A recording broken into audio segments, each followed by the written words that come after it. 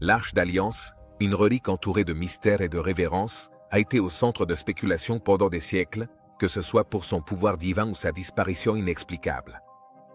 Quel secret cache son accès restreint? Aujourd'hui, nous explorons les théories, indices et révélations les plus marquants concernant le destin de l'Arche d'Alliance. Numéro 13, l'Arche d'Alliance. Au cours de l'histoire religieuse, peu de choses rivalisent avec le mystère qui entoure l'Arche d'Alliance. Elle servait de signe tangible de la présence de Dieu parmi son peuple et incarnait la promesse qu'il leur avait faite. Conservée dans le Saint des Saints du Temple de Jérusalem, elle jouait un rôle fondamental dans leur culte et leurs rituels. Construite par Bethsalèl, l'architecte principal, l'arche était un coffre en bois recouvert d'or qui abritait les tables de pierre des commandements. Elle a été conçue pour résister aux conditions difficiles du désert. Ses dimensions étaient d'environ 111 par 67 par 67 cm. L'intérieur et l'extérieur étaient recouverts d'or pur, symbolisant la gloire et la sainteté de Dieu. Le couvercle de l'arche, connu sous le nom de propitiatoire, portait 2 chérubins en or qui représentaient le trône céleste de Dieu. C'est là que Dieu parlait à Moïse, donnant des instructions aux Israélites. Le propitiatoire était également l'endroit où le grand prêtre expiait les péchés du peuple. À l'intérieur de l'arche se trouvaient les tables des commandements, une jarre de manne contenant la nourriture miraculeuse fournie dans le désert, ainsi que la verge d'Aaron, qui symbolisait sa nomination en tant que grand prêtre. Ces objets rappelaient aux Israélites la fidélité et les miracles de Dieu. En raison de son caractère sacré, seuls les prêtres lévites désignés pouvaient manipuler ou s'approcher de l'arche, qui se trouvait à l'intérieur du tabernacle, une tente spécialement construite selon les instructions méticuleuses de Dieu, le lieu très saint. Une chambre à l'intérieur du tabernacle abritait l'arche, accessible seulement une fois par an. Lors du jour de l'expiation, le grand prêtre accomplissait un rituel avec du sang sur le propitiatoire au-dessus de l'arche, ce qui signifiait la réconciliation entre Dieu et le peuple. La sainteté de l'arche entraînait de graves conséquences en cas de mauvaise manipulation. Uza perdit la vie en essayant de la stabiliser sur un chariot. De la même manière, les Philistins ont subi de graves conséquences, car ils ont été frappés de maladies jusqu'à ce qu'ils rendent l'arche à sa place. L'arche, avec son couvercle orné de chérubins, connu sous le nom de propitiatoire, symbolisait le pardon et la communication divine.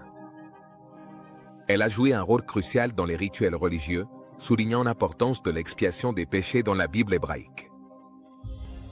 La dernière mention de l'arche se trouve dans 2 Chroniques, chapitre 35, verset 3, où sont relatés les efforts du roi Josia pour restaurer le temple.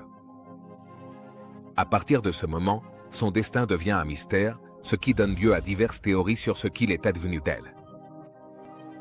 Numéro 12. Qu'est-ce qui a causé la mystérieuse disparition de l'arche? Il existe de nombreuses théories qui l'expliquent et nous allons les examiner une par une. Une croyance prédominante suggère qu'elle a été détruite lorsque les Babyloniens ont conquis Jérusalem en 586 avant Jésus-Christ.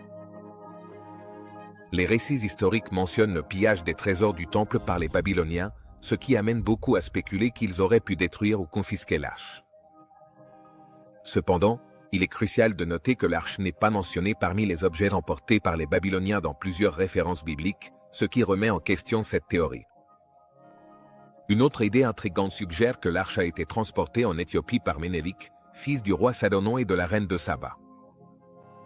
L'histoire et le folklore éthiopien contiennent des récits affirmant que Ménélik a secrètement transporté l'arche de Jérusalem jusqu'à un temple à Aksum, où elle est gardée par des moines. On pense que l'arche se trouve dans l'église Sainte-Marie de Sion à Aksum, en Éthiopie, où elle aurait été apportée par Ménélik, fils du roi Salomon et de la reine de Saba.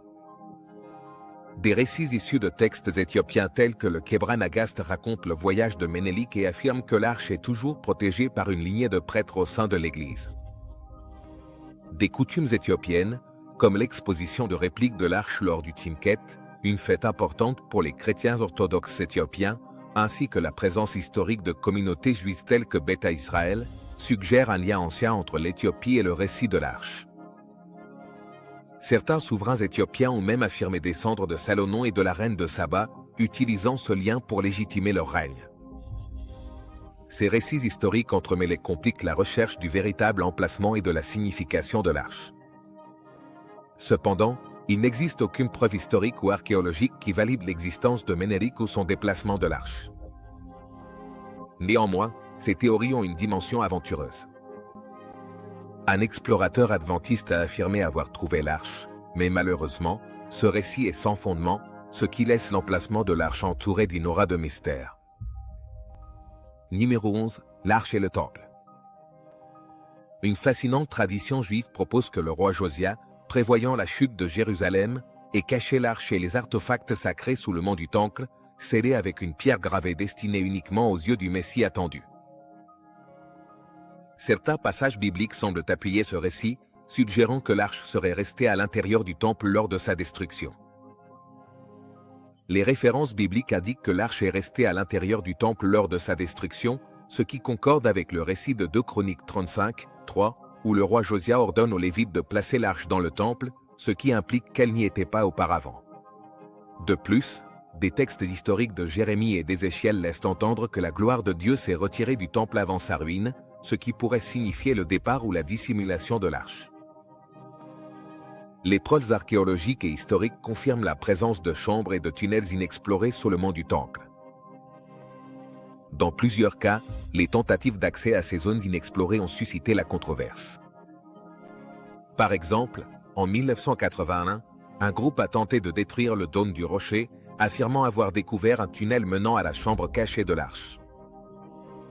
L'ouverture de la porte d'une ancienne grotte en 1996 a provoqué des émeutes, face aux soupçons selon lesquels Israël cherchait à accéder à l'arche ou à endommager les structures musulmanes situées à la surface. De plus, des affirmations provenant d'émissions comme Exodus décodé ont révélé des preuves de passages secrets, possiblement liés à l'arche. Bien que l'idée que l'arche reste cachée sous le mont du Temple soit intrigante, elle fait face à un grand scepticisme et à de nombreuses critiques. De nombreux universitaires réfutent cette théorie, affirmant qu'elle repose sur des mythes et des suppositions sans fondement historique ou textuel solide. Au-delà de cela, il existe diverses spéculations concernant le destin de l'arche. De même, l'importance religieuse et politique de la découverte ou de l'exposition de l'arche à l'heure actuelle reste incertaine. Le judaïsme comme le christianisme ont survécu pendant des siècles sans sa présence physique. Numéro 10, les manuscrits de la mer Morte. Tenter de localiser l'arche en ravivant le débat pourrait engendrer des conflits entre juifs, chrétiens et musulmans, chacun revendiquant les lieux saints de Jérusalem. Cependant, certains experts se tournent vers des sources comme les manuscrits de la mer Morte à la recherche de l'arche perdue. Le rouleau de cuivre, l'un des plus remarquables, intrigue les chercheurs en raison de son métal unique, qui énumère 64 emplacements de trésors enfouis. Certains spéculent que cette richesse, cachée avant l'invasion babylonienne de 586 avant Jésus-Christ, pourrait inclure des objets du temple de Jérusalem, peut-être même l'arche.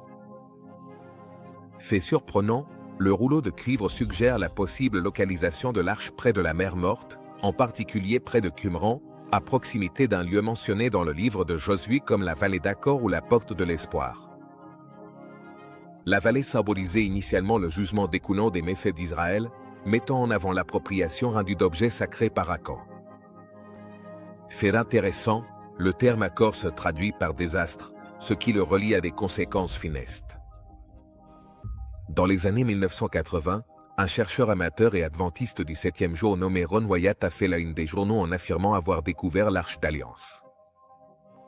Son histoire, captivante mais aussi controversée, s'est déroulée le 6 janvier 1982, lorsqu'il a affirmé avoir trouvé l'Arche et les 10 commandements enterrés sous les anciennes ruines de Jérusalem. Selon Wyatt, l'Arche reposait précisément à l'endroit où Jésus de Nazareth a été crucifié, un lieu prédit dans la Bible. Le voyage a commencé par un autel de pierre qui dépassait d'une falaise. On pense que la pierre est un vestige d'une église chrétienne primitive, probablement du 1er siècle après Jésus-Christ.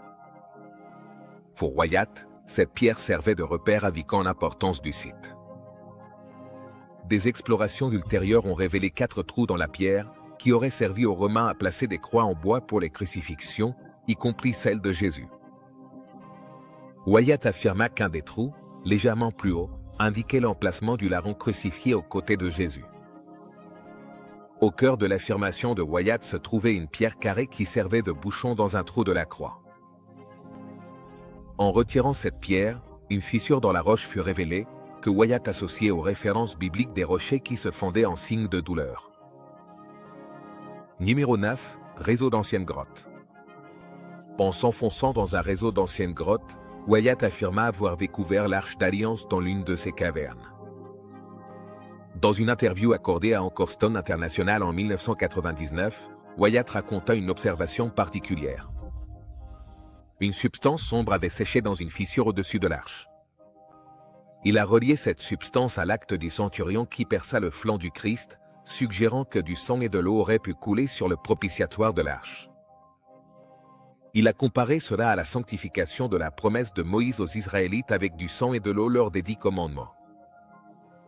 Wyatt affirmait détenir des preuves photographiques de ces découvertes, mais une prétendue intervention divine aurait empêché leur divulgation. Il aurait rencontré des êtres angéliques lors d'une visite de retour, ce qui indiquerait que le monde n'était pas prêt à être témoin de ces découvertes de première main. Même après les affirmations de Wyatt et ses tentatives de documentation, y compris des photos et des films, ces preuves ont été contestées, car il affirmait que Dieu avait empêché leur présentation. Malgré le scepticisme et la désapprobation des érudits bibliques et des dirigeants de l'Église adventiste du 7e jour, ces découvertes ont continué à susciter l'intérêt pour l'archéologie biblique. Au-delà de l'arche, Wyatt a affirmé avoir découvert plus d'une centaine de reliques bibliques, notamment les restes de l'arche de Noé, les pierres de son ancre, les tombes de Noé et de son épouse, le site de la tour de Babel et même le sang de Jésus dans une fissure causée par un tremblement de terre. Cependant, le scepticisme a prévalu et des experts ainsi que des responsables de sa propre Église ont rejeté ces affirmations. Pour confirmer l'affirmation de Wyatt, certains explorateurs ont même osé se rendre à Jérusalem. Numéro 8. Nabar de Serre. À leur arrivée à Jérusalem, ils ont été conduits à l'église du Saint-Sépulcre, où ils ont exploré le tombeau. À gauche de l'entrée, ils ont trouvé une barre de fer brisée, plantée dans l'escarpement par des gardes romains pour sécuriser la pierre qui scellait le tombeau. Selon les récits bibliques, un ange céleste a déplacé cette pierre sans effort le matin de la résurrection, révélant le vide du tombeau. La distance entre cette barre de fer et le bord de la pierre mesurait 4 mètres, ce qui suggère l'énorme taille de la pierre.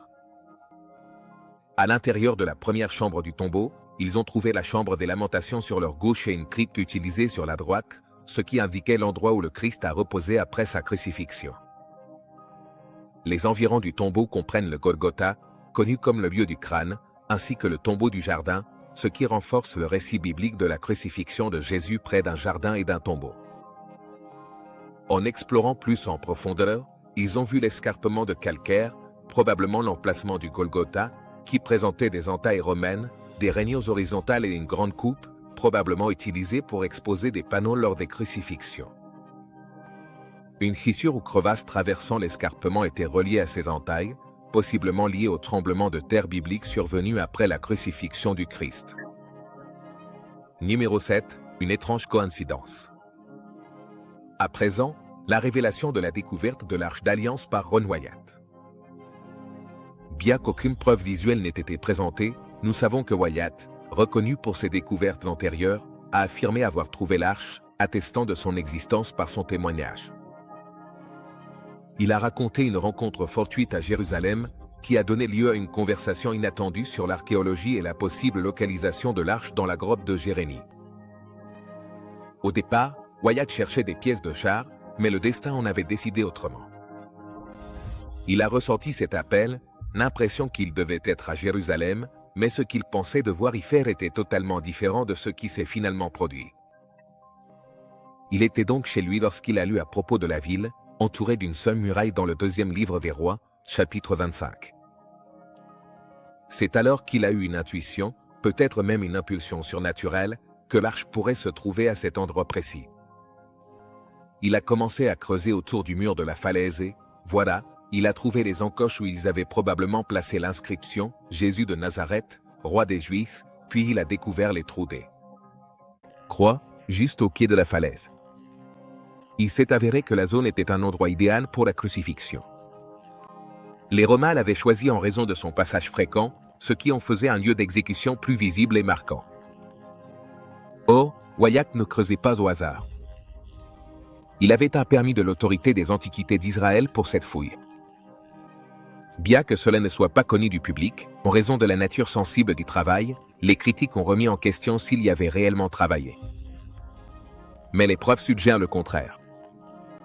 De plus, il disposait d'une équipe assez nombreuse, travaillant aussi bien en surface que sous terre.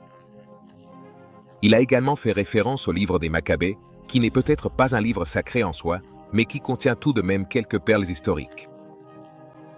Selon la prophétie de Jérémie, dans le livre des Maccabées, il a caché certains objets sacrés dans une grotte et les a scellés, attendant que Dieu les révèle en temps voulu.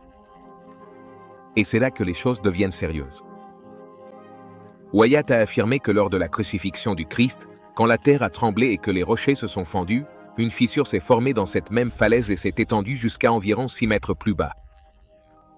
Et l'arche d'alliance se trouvait là en bas, placée exactement au bon endroit pour recueillir un peu du sang du Christ, qui a coulé dans la fissure lorsque le centurion lui a percé le côté.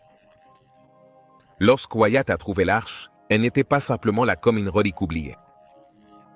À Mecca. Elle était posée contre le mur de la grotte, avec un magnifique cristal en arrière-plan, brillant comme un arc-en-ciel. Wyatt a également déclaré qu'il avait rencontré 4 anges dans cette grotte, affirmant qu'ils gardaient l'arche depuis l'époque de Moïse. Numéro 6, le sang séché. Ils lui ont même dit d'enregistrer tout cela. Ils ont soulevé le couvercle de l'arche, ont sorti les tables de pierre avec les 10 commandements et lui ont ordonné de prélever un échantillon du sang séché sur le propitiatoire. Et personne, pas même les experts, n'a pu obtenir un décompte chromosomique de ce sang séché. Cependant, Wyatt a affirmé avoir prélevé un échantillon de ce sang qui, selon la science conventionnelle, est censé être mort.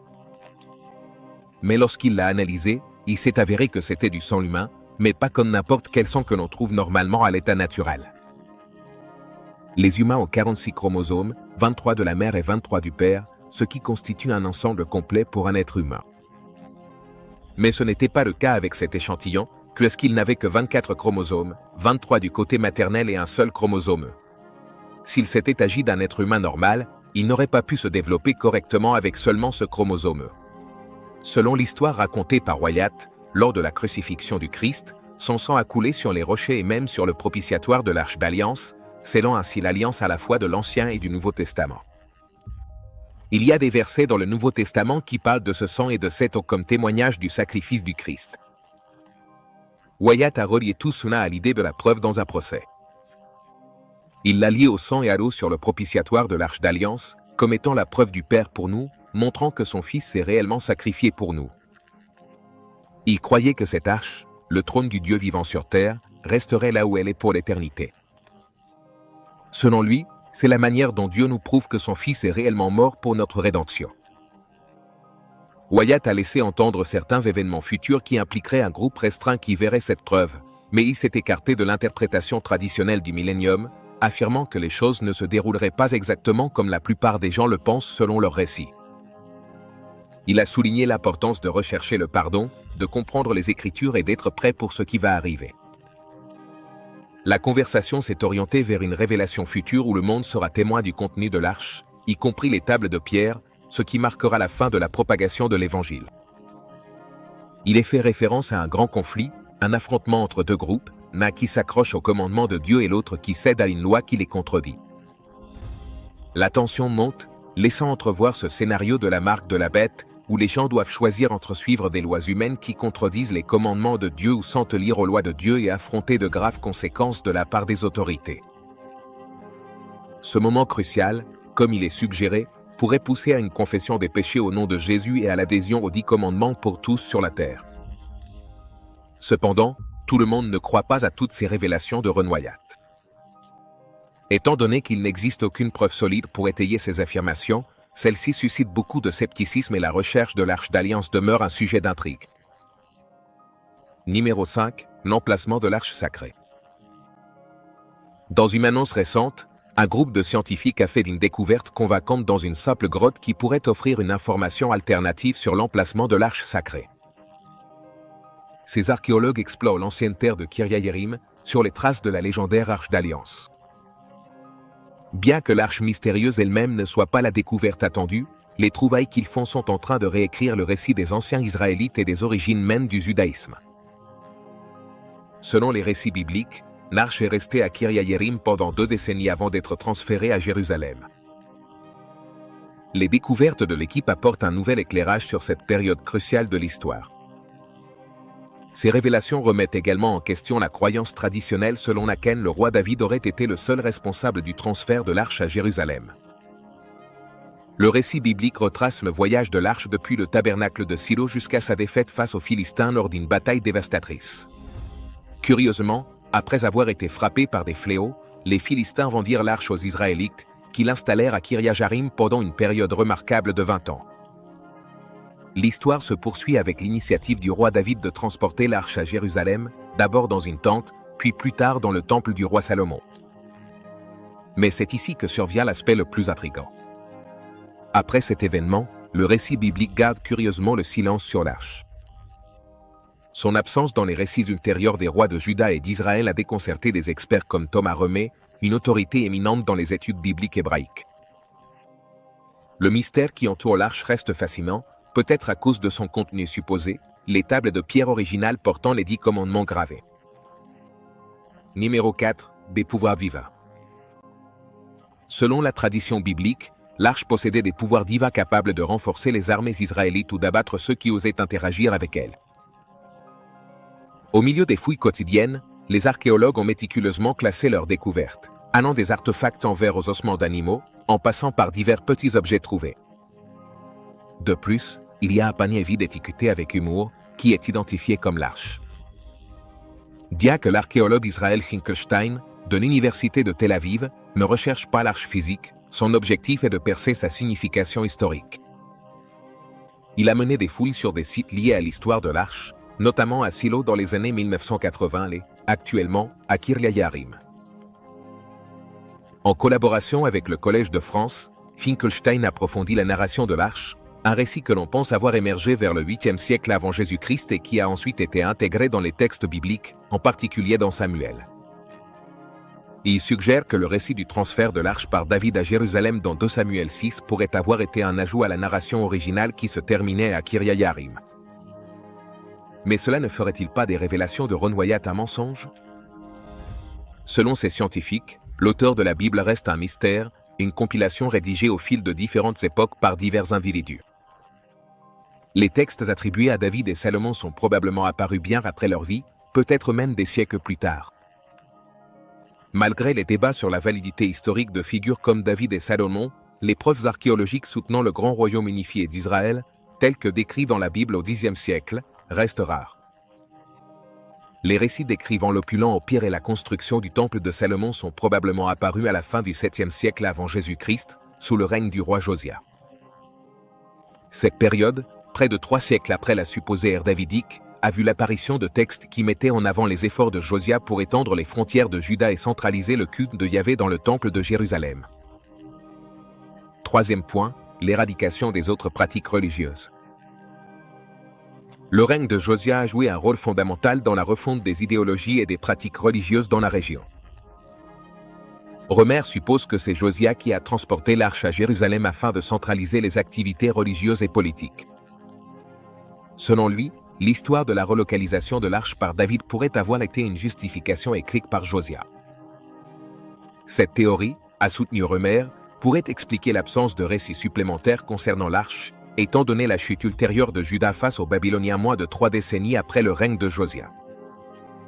Curieusement, la Bible elle-même, dans 2 Chroniques 35:3, semble insinuer le rôle de Josia dans le transfert de l'arche.